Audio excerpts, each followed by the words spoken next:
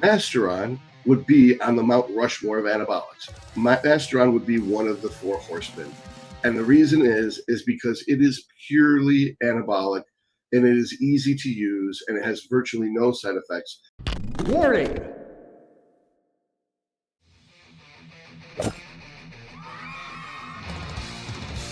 You're watching Dr. Todd Lee TV, where theoretically you could learn a bunch of cool shit.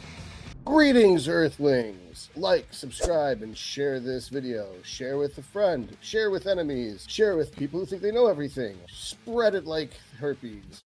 Also, speaking of herpes, I am a medical doctor and I could be your doctor. That only requires you to click the link in the description box. I can order you blood work, I can read the blood work, I can treat any illnesses. It's like an HRT clinic that's a one-man army. Also, I do coaching. Dr. Karina, Dotson and I have a coaching business called Apex Coaching. So if you sign up with me, you get coaching, which is nutrition, programming, competition prep, or lifestyle coaching, as well as all the medical stuff. So you have 3 people, 2 doctors in one business.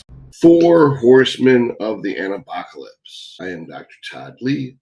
This is Anabolic University, and we're going to discuss today with you the 4 Horsemen of the Anabocalypse, which is kind of a joke. I mean, obviously, I don't consider these to have a negative connotation.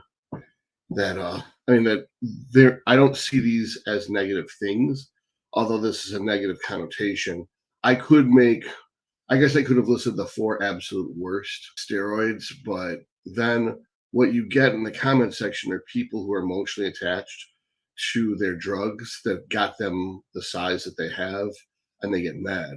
If I say that D-ball is the worst anabolic steroid, they're like, fuck you, I put on a lot of size with D-ball. It's like, when did I say it doesn't put size on? I'm saying it's the worst. It's the least best option.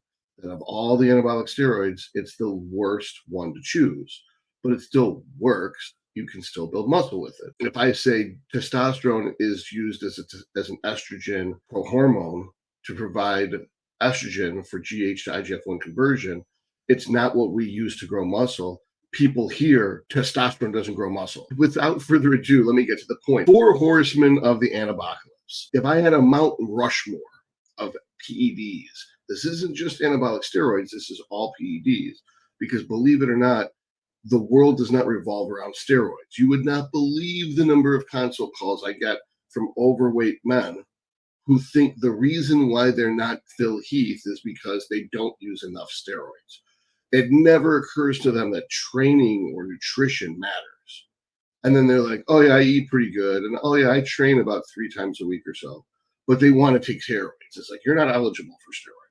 You don't do what it takes to do steroids. If you do blood work on someone and their ALT and AST are normal, they don't train hard enough to benefit from steroids. So if you're not training hard enough to benefit from them, the juice ain't worth the squeeze. The risk ain't worth the reward.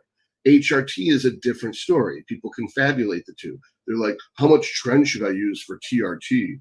It's not tren replacement therapy. It's testosterone replacement therapy.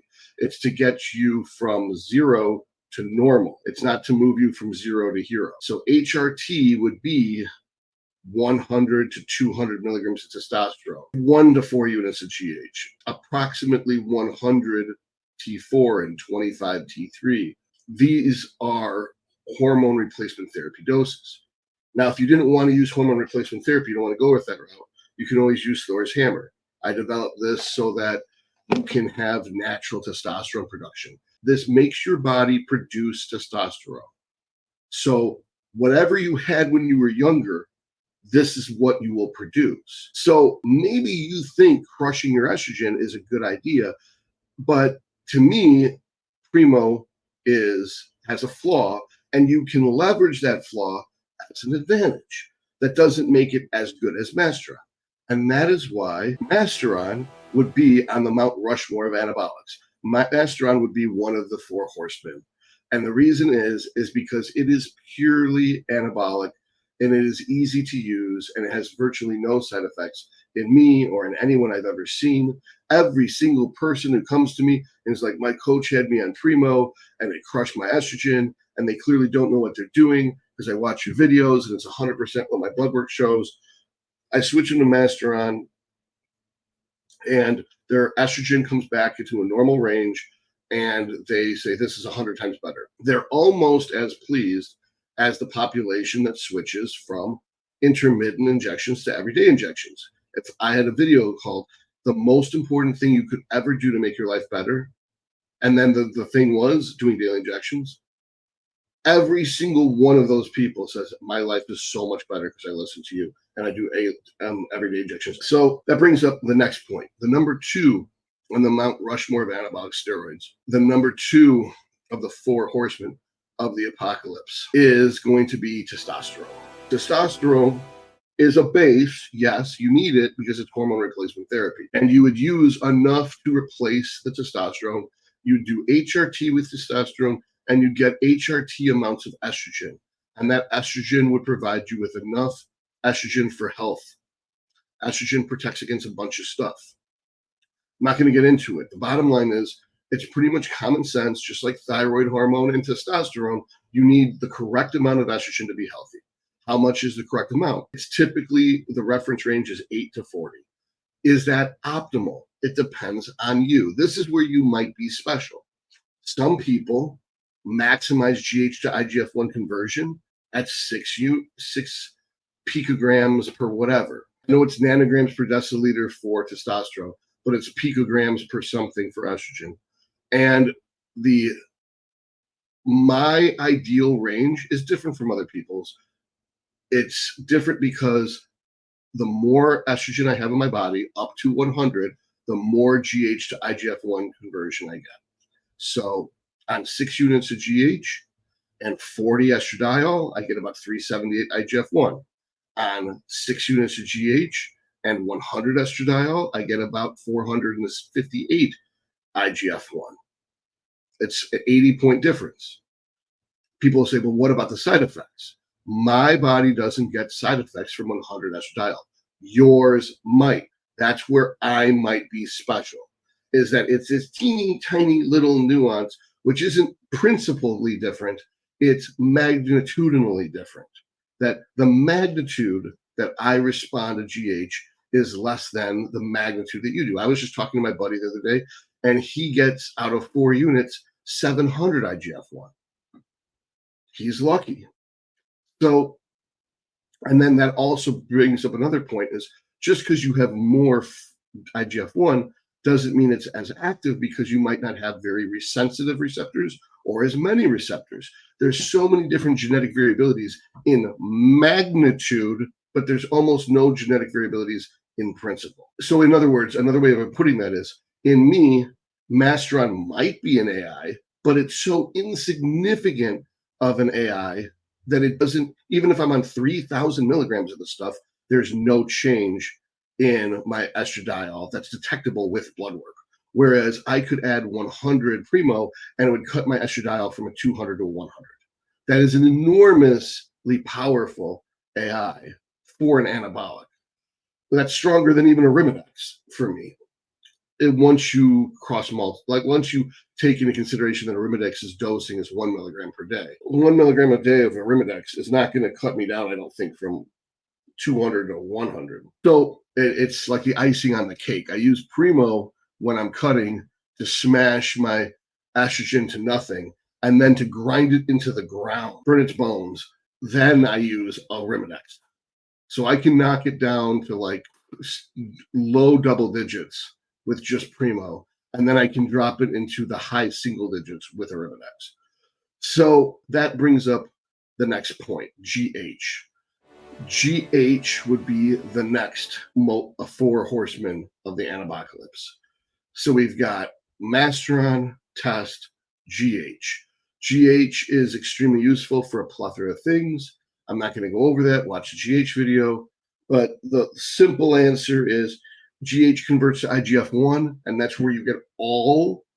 And people are going to hate that I use the word all, never, always. But I like being clear when you learn the general principle that the IGF-1 is how the anabolic effects of GH occur. What matters is my IGF-1. So if my IGF-1 is a 423 and 26 units of GH, and you have a 500 on 2 units of GH, you're more likely to have the side effects than me. That your head's more likely to grow, your feet are more likely to grow, you're more likely to have insulin resistance. It doesn't fucking matter how much GH you take. What matters is how much IGF-1 you have. And that is more mediated by insulin and estrogen than GH does. It has more to do with GH timing and the bolus amount of the GH at that time than the total amount over the course of the day. And that's why the other benefit of GH, the part that's in fragment 176 to 191, is the direct fat burning effect. That is GH mediated.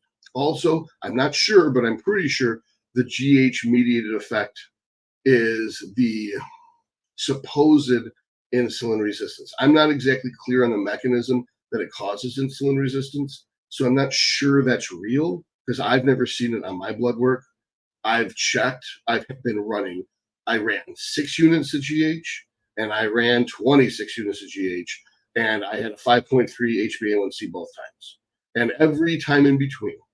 In fact, the only time my HbA1c was ever not in the 5.3 to 5.6 range was post-show after a diet. It was 6.1.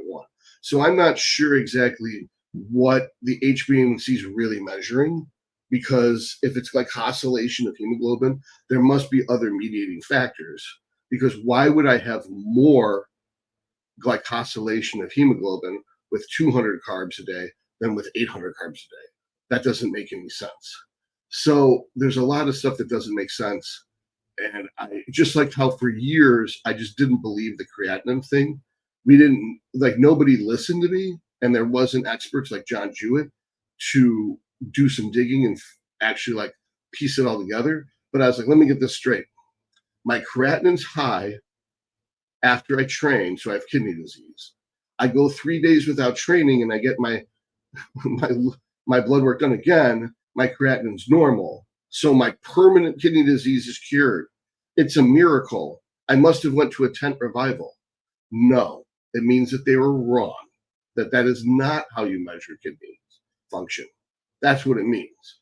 Is if the blood work's stupid, and the doctors are misunderstanding it, it's not because you're stupid for seeing a pattern that doesn't make sense. So I know for a fact I don't know exactly how GH is supposed to cause insulin resistance because I've never seen it in me from GH. If I did have insulin resistance, it was independent of the GH. For example, when I was having blood glucose response issues earlier in the month, I turned up my GH and it got better. Does that make sense? No. I turned down my GH. It didn't change. But the longer I got away from the show, the better my insulin resistance got. So it had nothing to do with my GH dose. And as my IGF-1 got higher, my blood glucose got better. Now, in my opinion, it was through estrogen.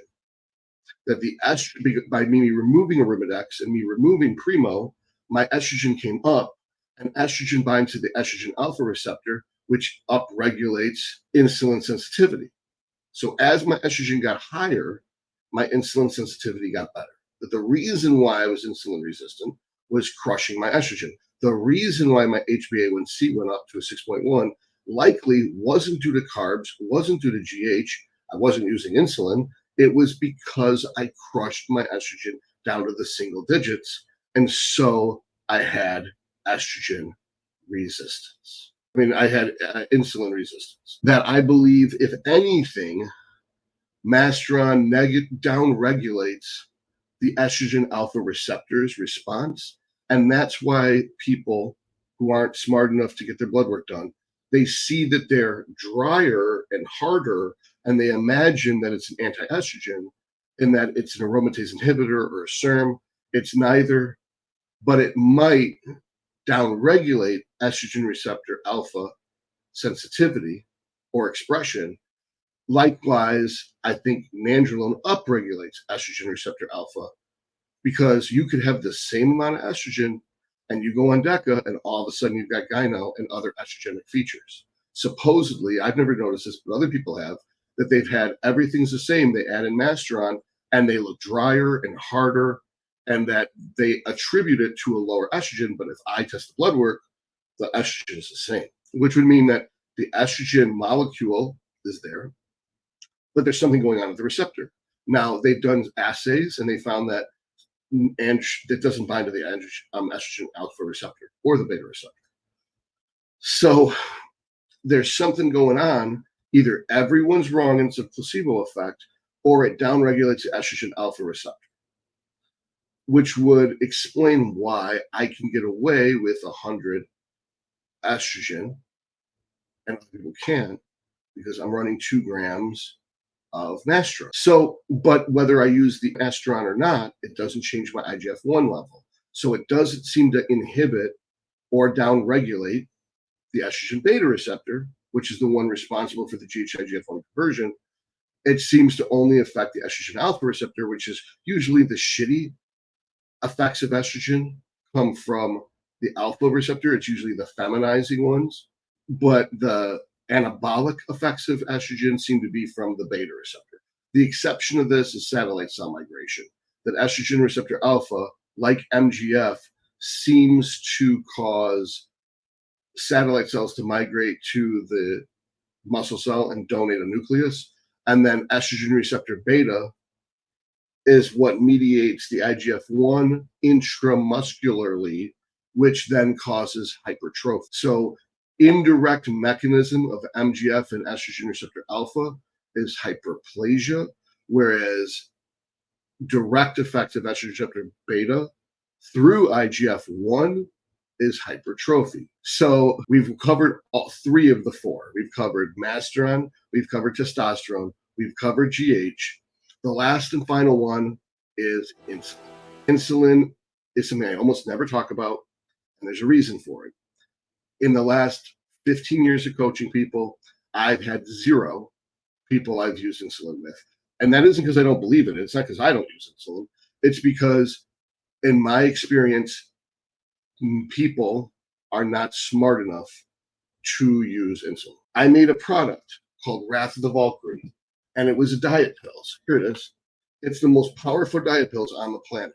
They came with a cream, so you could apply the cream to your ass and it would burn the fat when you swallow the pills off your ass. Obviously, no one believed it worked because they're told that's impossible. How could Todd be so smart as to make something that no one else has thought of? So they ate it. They fucking ate it. So I had to stop making it because now I'm going to get sued because someone's going to be eating something that's not made for human consumption. The FDA is really strict. That's why I consider myself a good guy, because I don't want to eliminate mankind. I want to save them from themselves. And that's why I don't tell people protocols for insulin. I don't do videos for insulin. Is without a doubt, if I make a fat burning solution where if you put it on your body, it burns fat from where you put it, they eat it. Why would I trust them with something as dangerous as insulin? That's why insulin is the 4th horseman of the anabocalypse. Insulin is death, because insulin is the only PED that you can die from. Insulin is dangerous and people will kill themselves. That's why the government makes shit illegal. That's why steroids are illegal. That's why growth hormone's illegal. That's why insulin's illegal. You need a prescription. You need a doctor to prescribe them. You can't, I have made every mistake. I haven't died yet from insulin abuse, but I could fuck up. That insulin, when is insulin used? Why is it used? Why would anyone risk their life for it? So people believe, and this is false, people believe that if you use GH, you have to use insulin. Every single man, woman, and child's brain produces growth hormone. Nobody uses insulin. Well, your pancreas makes insulin. So if you were to injecting GH, your pancreas should be able to produce enough insulin to compensate for what your growth hormone is producing, right? So if you're using superhuman levels of GH, you might need to supplement with some insulin. But for the purposes of GH, you would just supplement with Lantus. It would be in the morning and or before bed. You would take a little bit of Lantus, or Or you would improve your insulin sensitivity with glucose disposal agents, like I put glucose disposal agents in my Battle Mead product. Of course, all these products, the Thor's Hammer, the Wrath of the Valkyrie, and the Battle Mead, would be available on Valhalla-labs.com. Link is in my link tree. The link tree link is in the description, just like my link for consultation and for coaching. So the whole point of doing these things is to build muscle. And in order for the muscle to grow, carbohydrates and amino acids have to get into the muscle. Insulin is said to be the most anabolic hormone. Insulin drives these things into the muscle. People say it isn't anabolic directly. That's not true. That I believe it activates the AKT pathway by itself, and the mTOR and AKT pathway, one activates the other, but leucine, anabolics, IGF-1, insulin, growth hormone, all directly lead to mTOR activation through either directly or indirectly through AKT. In the end, it's all going to be synergistic. That the test leads to more GH binding the GH receptor. The GH leads to more test binding to the test receptor. That the test and the GH together, that people will be like, well, this causes myostatin, but the test cancels out the myostatin or somatostatin. And then the IGF-1 leads to activation of AKT, but test upregulates the conversion of the GH to the IGF-1 through its estrogen mediary step. In the end, if you've got your test, your GH, and your IGF-1 going, things are rocking and rolling. And to get more androgen receptor binding, we use Masteron. Once we've hit, you use enough tests to get the estrogen you want, to keep going down that anabolic route with an androgen receptor ligand, you would use Masteron because it's purely anabolic. That's why you couldn't just use Masteron alone, because you wouldn't get any estrogen and you wouldn't get GH to IGF-1 conversion. You couldn't use only test because you get too much estrogen. I shouldn't say you can't use only test. You can't go really high with test over like maybe 50 or 60 milligrams a day in extreme cases of extremely lean people. If someone's obese, then they probably can't get away with more than 20 or 30 milligrams of test, because it's body fat that converts the test to the estrogen. It's more complicated than that, but that is the simple version. If you can't see your abs and there's not veins on your abs, you can't just blast test. You have to use something like Masteron. So there's another step that's part of this confusing milieu. And if I was more computer savvy, I would show my screen and it would just be showing how much these hormones interrelate. The insulin, just like estrogen, upregulates the conversion of the GH to IGF-1. So that's an indirect mechanism. It also directly stimulates. It also facilitates the absorption of nutrients from the bloodstream into the muscle cell. And as I stated earlier, the estrogen alpha receptor upregulates insulin sensitivity. So this is another way that estrogen is anabolic, which makes, because all estrogen comes from testosterone in men, and technically women, that means another way that testosterone is anabolic. So does that mean you need to inject insulin? No, you could just eat carbs. But at a certain point, there's only so much insulin your pancreas can make. And after a while, you're eating too much carbs for your pancreas to handle. So that's when you might need to supplement with insulin. Now, there's two types of diabetes. There's type 1 and type 2. There's more than this, but I'm making it simple. There's gestational diabetes. Then there's also diabetes that occurs in elderly people from either pancreatic insufficiency or insulin resistance, beta cell death. The point is, we're going to keep it simple. There's type 1 and type 2. As a bodybuilder, you're not going to get type 1 because that's genetic. You're either born with it or you weren't. And you're probably not going to get type 2 through normal mechanisms, because you're never going to be so fat that your fat cells are so fat there's nowhere else for the carbs to go. So they just float around in your blood. What happens is, if we hyperload our glycogen supplies, eventually our muscles will be so full of carbohydrates, it has nowhere to go. So it's going to go towards the fat cells. The GLUT4 transporter, the thing that uptakes the carbohydrates from the bloodstream, is located on the muscle cell and on the fat cell. I'd like to thank our sponsor, Fusion Regenerative Therapies, where I am the Director of Human Performance. This is the practice in which I practice medicine. We will be able to order you blood work and read your blood work and help you with therapy as needed based upon the results of your blood work. Please click the link to get a consult with me, and I can help you optimize your performance. Thank you. If you've depleted your glycogen through high volume training or high reps, two things that I think Paul Carter hates, you will have a vacancy in the muscle cell for carbs. So the more carbs you eat, the more that muscle will grow, what people used to call sarcoplasmic reticulum. This is why when you look at a lot of these guys who are low volume, high intensity training, they've got very dense striated muscles, but they're flat. They're not round, bubbly muscles because they have myofibrillar hypertrophy, but they don't have sarcoplasmic hypertrophy. And being someone who was a power lifter, then a power builder, I had that shitty power lifter look with really dense, striated, vascular, flat looking muscles.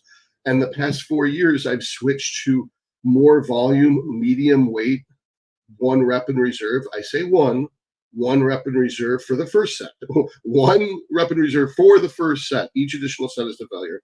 1 rep in reserve for the first set training using insulin heavily, and I've gotten rounder looking muscles. Now, there's a flaw to this, is that you could say, well, you'll develop insulin resistance. And that's where we've got 2 issues. We've got pancreatic insufficiency, in which you eat so many carbs, your pancreas can't keep up.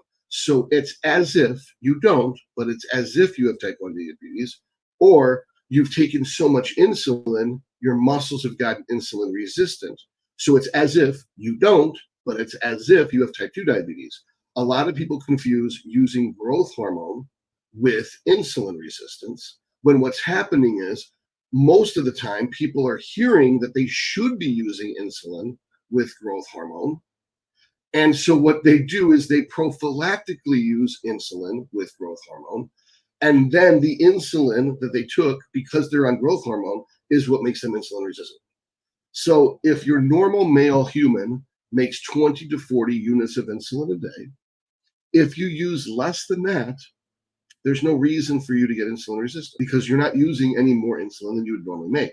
What you're doing is so this is a theory, this is in fact, that you're doing the work for the pancreas, so the pancreas doesn't have to work as hard, so the pancreas beta cells live longer. So if somebody just slams 700-800 carbs a day and doesn't use any insulin for long enough, the theory is their pancreas will start to die. Their beta cells in their pancreas specifically will start to die, and they will have pancreatic insufficiency. And now, like a type 1 diabetic, they have to take insulin to help their weakened pancreas meet the carbohydrate needs in order to grow.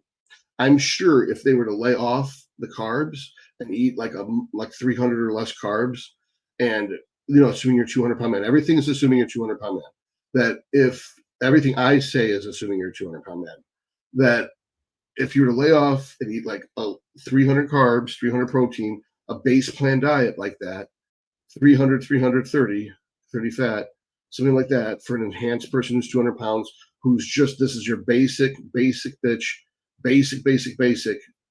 maintenance amount. Everyone's metabolism is different.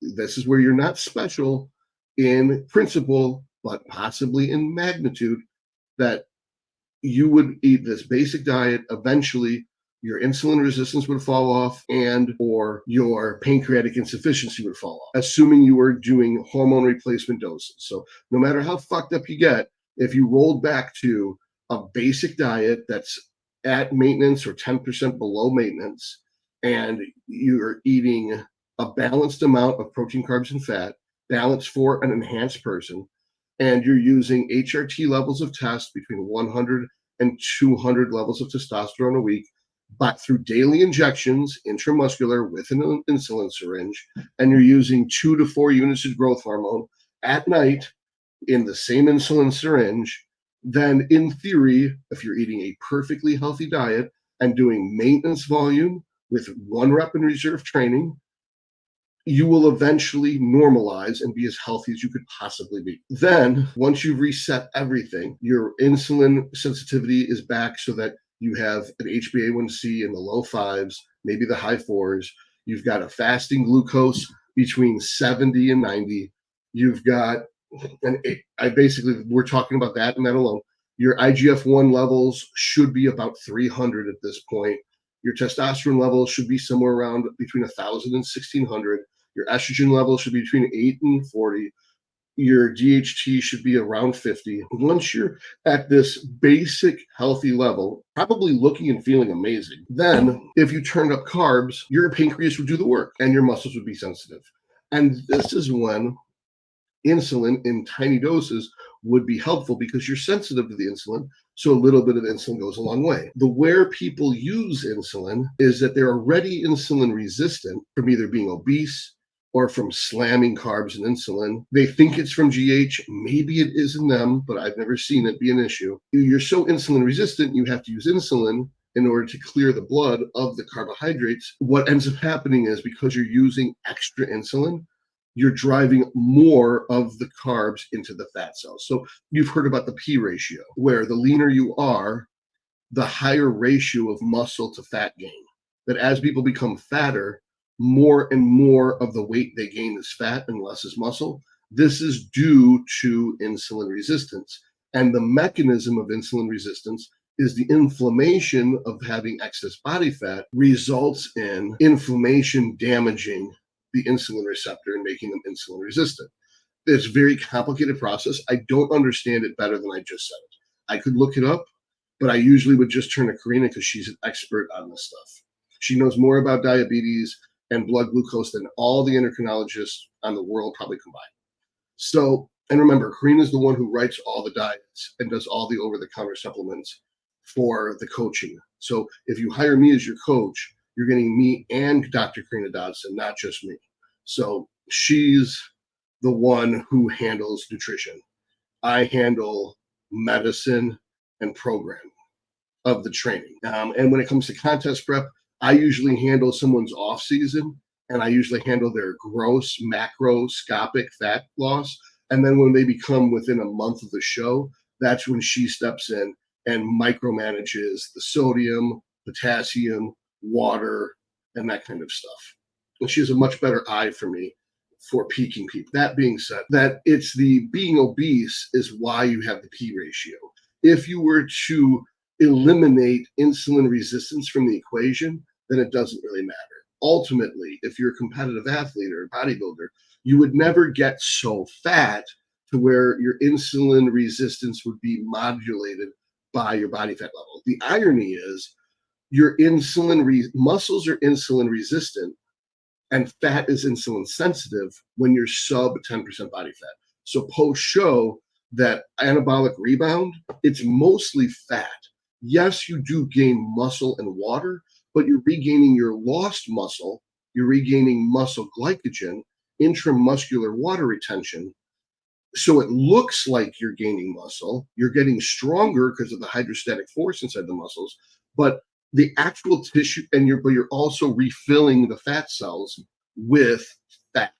So you're refilling the muscle cells with carbs and water and protein, and you're refilling the fat cells with fat. So you're more likely to fuck yourself up if you try to do a dirty bulk in the rebound because your muscles are insulin resistant because you're already full, but your fat cells are empty, so they're insulin sensitive. At the opposite end of the spectrum, once you're at like 10 or 12% body fat, now you're about equal. Your muscle cells and your fat cells are equally insulin sensitive. Once you get super fat, your fat cells are insulin resistant because they're already full. But you can but just like how you can get hyperplastic muscle cells, you've hypertrophied a muscle so hard that it splits into two cells. That happens to fat cells too. So if you get over like 15% body fat, if you get 18, 20% body fat, then you're basically begging to split those cells and get new fat cells. And remember, your leptin content is based off of the percentage, and this is a theory that people say isn't true, but this is the old model that I'm familiar with, and I haven't seen it really disproven, and it pans out.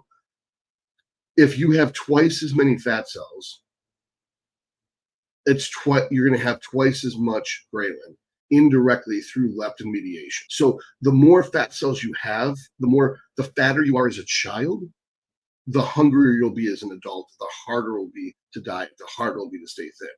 Normal situations, this doesn't change, but in bodybuilding it does, because people force feed themselves to grow. They get fatter as an adult than they were as a child. Then when they try to stay lean in the future, it's harder because now they're hungrier. I'm noticing this now that we did a 3-year off season so that I could get more muscular. It didn't work really, but what I did get is the fattest I've ever been in my life. Luckily, it didn't damage my skin. It did make it very hard for my glutes to get striated, but it was just like loose. I had veins on my glutes, but not striations. It was really weird. But what I'm noticing now is that now this rebound phase, this post-show phase, I'm the hungriest I've ever been in my life, except for when I went on a diet. But like normally 2 weeks after a show, I'm not hungry anymore. Now I don't want to eat anymore and food's gross. It's been 4 weeks. I'm fucking ravenous. Even if I'm eating 46, 47, 4,800 calories a day, I'm going to bed hungry every night. It doesn't matter how much I eat, I'm always hungry. I'm growing like a weed. My performance in the gym is going through the roof. But I think it's because I now have more fat cells at 45 than I did at 41. And so my set weight, the part that my body feels comfortable at, the point at which the insulin sensitivity between fat cells and muscle cells neutralizes, is higher. Whereas my set weight was like 11% body fat. I'd walk around with abs for years. I walked around with abs for 10 years straight. I never lost my abs. I right now have veins on my abs, but I'm still really hungry. I still have striated delts, but I'm really fucking hungry. I have a feeling by the time I normalize and I'm stopped being hungry, I might be 12% body fat. That, in other words, I might have raised my set percent by a point because I've forced so much food for so long, I created new fat cells. And now there's more mouths to feed, if you will. So this is the opposite of what we want. We want you to be, the theory is if you stay lean enough, long enough, some of the fat cells atrophy and die because they're empty for so long, your body doesn't think it needs them, and you will lower your set weight. Now, some people say your set weight is determined by your thalamus, not by the amount of adipose tissue you have. It's not based on leptin. Your leptin levels aren't based off of what percentage of vacancy occurs in your average adipocyte, but your leptin levels is based off of your calorie intake. My personal experience is that it's not true, that I'm eating 4,600, like 4,500 calories average. My appetite's higher than it was 2 or 3 years ago if I was eating 4,000 calorie average. So if it is that, it's much more complicated than that. So it's more, in my opinion, it's based more on what percent of body fat you're at than it is on, and your total calorie amount, and the amount of stretch mediated effect in the stomach. All of these things play into your ghrelin levels. And a lot of you are going to be like, how the fuck did we get on this topic? And I guess that's my point, is insulin is such a complicated topic, and most endocrinologists don't understand it at all. How are you going to? And the simplest way to put it is, if you want an anabolic apocalypse, if you want to have an explosion of growth, the means to that end is androgen stimulation, growth hormone being modulated by estrogen to make IGF-1, insulin modulating the conversion to IGF-1, estrogen upregulating the sensitivity to insulin, growth hormone upregulating the sensitivity to androgens upregulating the sensitivity to growth hormone, that androgens downregulating the inhibition of growth hormone, IGF-1 synthesizing anabolism. All of these things are directly and indirectly and multifacetedly synergistic with each other to generate growth. But the best way to generate insulin is through carbohydrates, not through injecting insulin. It's too dangerous because people try to match the carbs with the insulin, not the insulin with the carbs. And that's how they get fat and or die. There really isn't a good answer. I'm like a 200 plus pound professional bodybuilder. And although I've used more insulin before, I find that the sweet spot seems to be around 5 units. 5 units of Lantus in the morning for me, 5 units pre-meal if it's going to be a lot of carbs, 5 units pre-working out, 5 units post-working out, 5 units of Lantus before bed. Just like with GH, I've used 2 units multiple times a day. I've used 18 units at bedtime. I see there's not really any benefit to using 18 units at bedtime versus 6.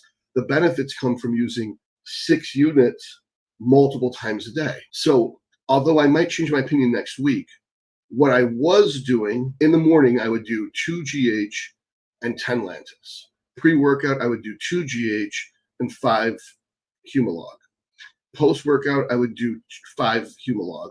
Before bed, I would do 10 Lantus and 18 GH.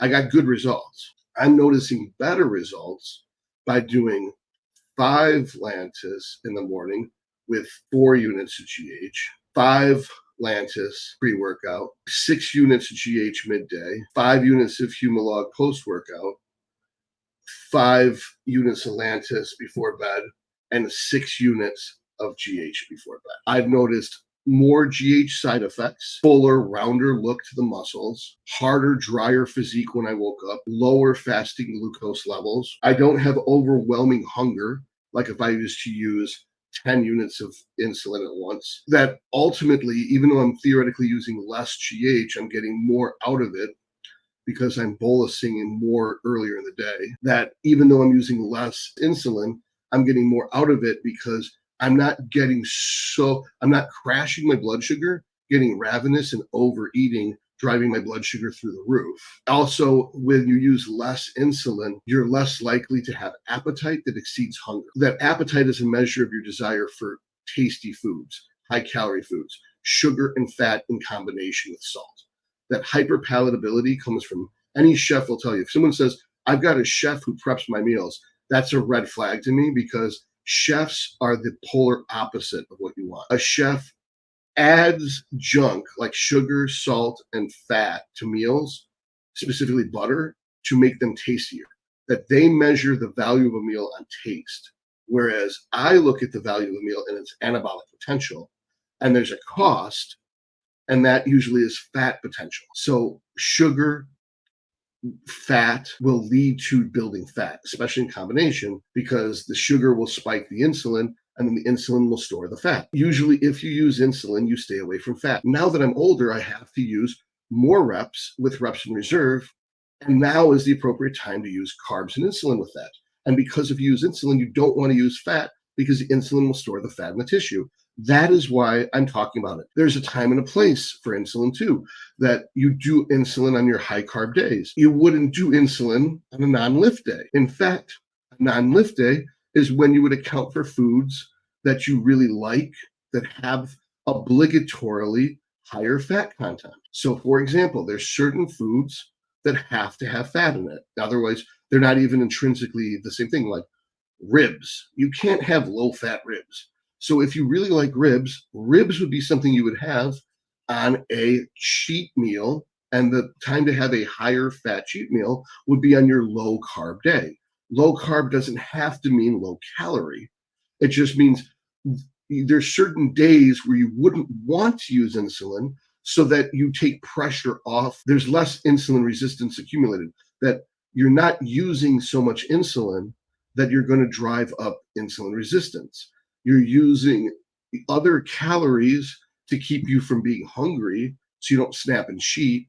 But, having ribs once a month, or having macaroni and cheese once a month, or having ice cream once a month, or pizza once a month, you can have those as a cheat meal, but it's good to put them on a day that doesn't have insulin so you're not storing that fat as body fat.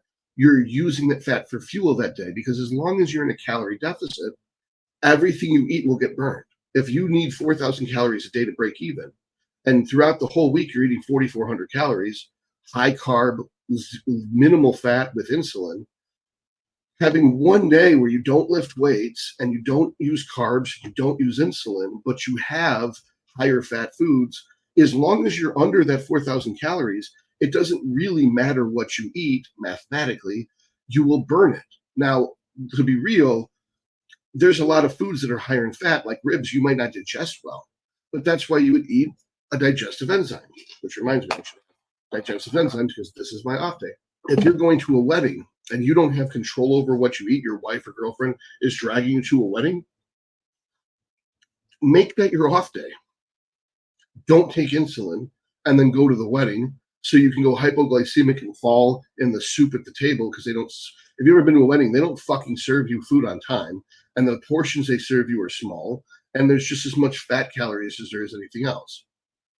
Even if it's something like a chicken breast, it's covered in fucking cream sauce. Like, you can't win. If you're going on to the airport or on a flight, there's not going to be any fat-free foods. Don't shoot insulin and then go to the airport. On those days where you're traveling, or if you're going to a barbecue for a kid's birthday party, are you going to go hypoglycemic and get hangry and throw a fit because the burgers aren't on time ready, or because the pizza there's no cheese pizza left because the kids ate all the cheese pizza? No, on that day, you would have no insulin. You'd have relatively higher fat meals so that they don't go like this to your blood sugar, like high carb meals, that you're going to have stable blood sugar and not go hypoglycemic and not get hangry and not lose your shit on people at this birthday party, because it's not about you, it's about the little kid. And you can eat even the cake. You're like, normally I could never have cake because cake has fat and sugar in it, and you can't mix those. You can't mix those on insulin. But if you were guaranteed that I'm only going to eat 3,000 calories today, I'm allowed 4,000, I'm eating 3,000 a day, and that way, even if I have a burger, a hot dog, pizza, and cake at this kid's birthday party, that's still, as long as you use one burger, one hot dog, one piece of pizza, one slice of cake, that's not going to add up to 3,000 calories. You can get away with that. And you're like, well, that doesn't have very much protein. That's like, yeah, you drink protein shakes and eat vegetables the rest of the day. Or you eat chicken breast and have chicken breast on salad, just like you were dieting. It'd be like a low carb day, but there's one period of time where you're in this obligated situation where you have to eat the same thing everyone else is eating. I don't go to functions. There's nothing that's going to motivate me to be in a situation where I'm supposed to behave myself and act like I fit in at my own expense. However, you may not be as jaded or cynical as me. You may not have given up on society like I have. You might actually care what your family thinks. And in that case, you might go to family functions. This would be a good day not to take insulin, and you can eat whatever the fuck you want. As long as you're under your calorie limit for the day, you're okay. You will burn it off that day. If you eat man-made foods, you probably shouldn't be using insulin. It's just because as much as people bitch and moan about how growth hormone causes cancer, nothing causes cancer faster than insulin. So, and the long and the short of it is, you've probably deduced, insulin's way more complicated to use. So of the 4 horsemen of the Anabocalypse, it is Masteron, testosterone, GH, and insulin in order of complexity and danger. That Masteron is fucking harmless. That there's completely fucking harmless. Testosterone, and people will say, that's not true. What about HDL? It's like, compared to the other 3, in the context of what we're talking about, that in this context, Masteron is harmless relative to testosterone, which has got all these potential side effects like DHT overdose, estrogen overdose, aldosterone overdose. Then growth hormone, which is theoretically harmless, except that it does modulate in some people, according to rumor, your insulin resistance, and it's relatively useless by itself. It's only useful if you add it on top of the other drugs. But insulin is almost never necessary, except for in pro bodybuilding. It's extremely hard to use and can prove fatal. It's useful If you have everything else in your life perfect, if your diet's perfect, your training's perfect, your Masteron, testosterone, and GH are dialed in perfectly, you're of perfect health with your blood work, then insulin would be useful. And even when someone's really smart and they're a doctor and they're a biochemist and they're an FB pro and they've been doing insulin for 15 years, you still make mistakes. You're still learning new ways to use it correctly. And a lot of the pros, some of the best pros in the world, have never used it. So that's it. I don't think I have anything productive to say.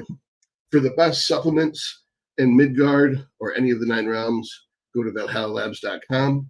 That's where you can get your Thor's hammer in case you just want the simple version.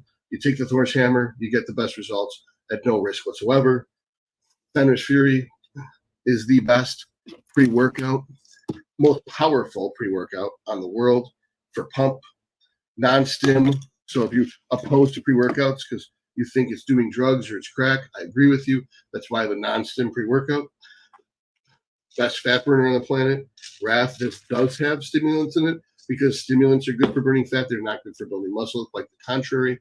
And for intra-workout and glucose disposal, improving your insulin sensitivity, check out Mead at valhallalabs.com. If you want help, if you want a consult where I can answer your questions for 30 minutes, get a consult, links in the description box. Click that, go, and it'll take you to the link tree. At the top of the link tree, there is a shaking, flashing place where you click, and that is the consult. It says it on it. If you want me to do everything for you, me and Dr. Dotson to do everything for you, diet, nutrition, programming, medicine, blood work, all of it, whole kit and caboodle, that's the coaching plan on toddleemd.com.